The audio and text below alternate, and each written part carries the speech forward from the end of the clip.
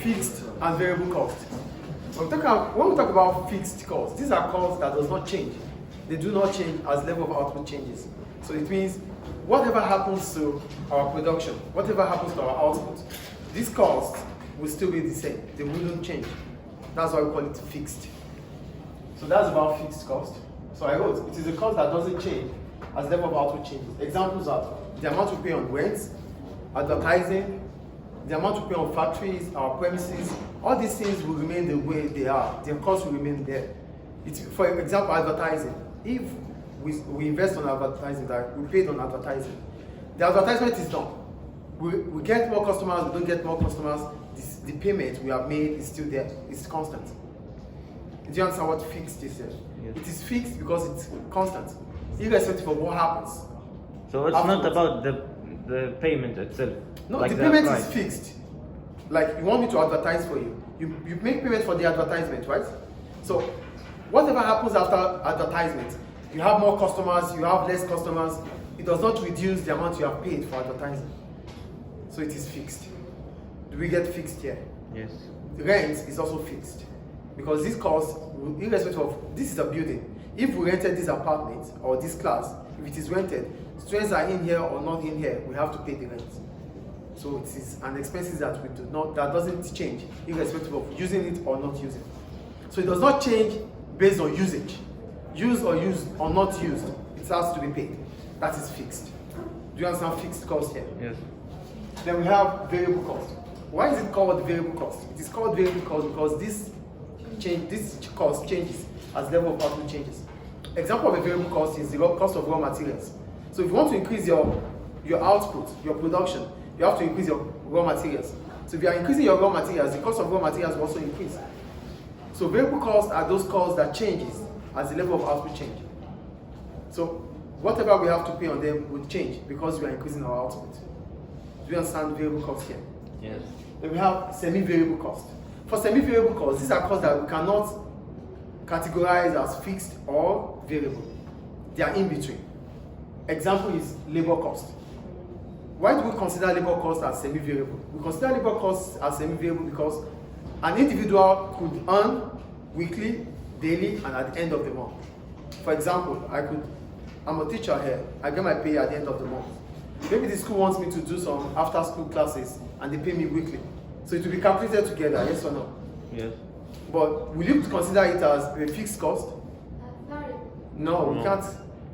The cost for the school is not going to be fixed or variable. It will be considered as semi-variable because it combines both the fixed, which is my salary, and the after school, which is wages, which is variable. Do you understand semi-variable here? A semi-variable cost is a cost that we cannot categorize as fixed or variable. They are in between. And a typical example is the wages and salary. Some teachers, some workers, they earn wages and at the same time they earn salary. For the firm, the salary a variable cost. Fixed. Fixed. I mean, there's definitely a difference between a very good teacher and a bad teacher. There will be difference in his salary. It's still salary. It's still fixed. Be it good or bad, be it short term or long term, it's still fixed.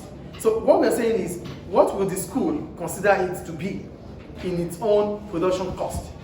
It won't consider it as a fixed or variable. It will consider it as a semi-variable cost.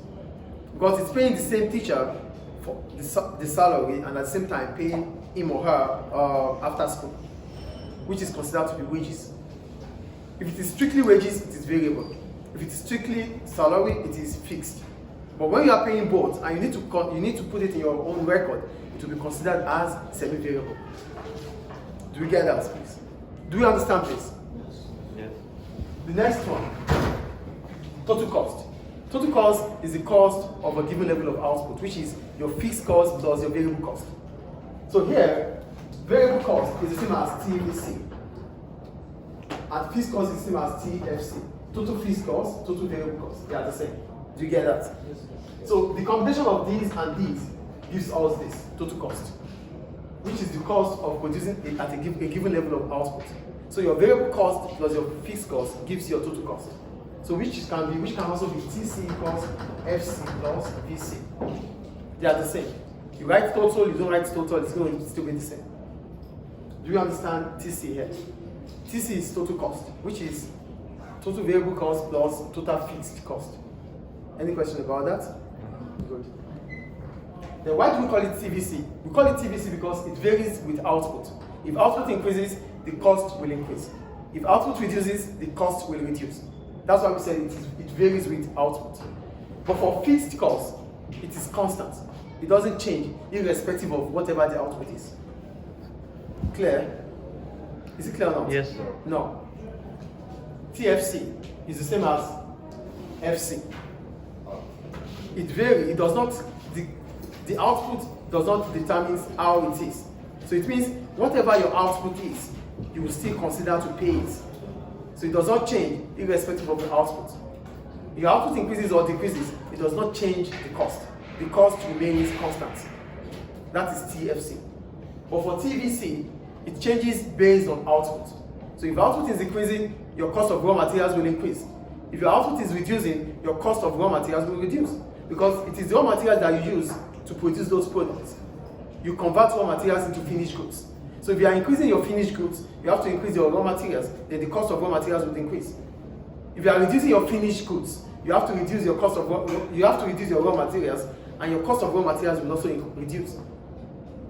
Do you get it now? Yes. Great. But, Then we have what? I still didn't understand the semi-variable cost. Semi-variable. It's in between fixed and variable. Yeah. So why is it in between?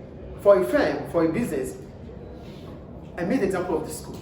So if I get my pay at the end of the month, that's salary. Okay. It is fixed. If the school gives me other jobs to do, like after school classes or whatever it is, that I get paid daily for, it's a wages, it's a wage. So it should be considered as variable cost. But for the school, it has to put them together, yes or no? Yes. So the school would not call it fixed or variable. The school will call it semi-variable. Okay, what does laser cost mean? Example is laser cost. Laser cost. Yeah, you wrote it Yeah. Labor cost. here. Labor. It's labor. Labor cost. So that's what I just made the example now. Like a teacher who gets paid at the end of the month, who still get paid weekly. Are you okay now? Yes. Good. Then we have our average cost. For average cost is the cost per unit of output. The cost per unit of output. That's our average cost. So how do you calculate it? TC divided by Q. That's your average cost. Do you get that? Over quantity. Yeah. Is it clear, please? Yes. Then we have marginal cost. For marginal cost is the cost of producing an extra unit of output. It is more than the total cost now. The cost we incur because we are producing extra. That's our marginal cost. And the formula is a change in total cost divided by a change in quantity. Because there's a change already. We are incurring more cost because we are producing extra. Then as a result of that, the quantity also change. A change in total quantity, a total cost divided by a change in quantity gives us our marginal cost.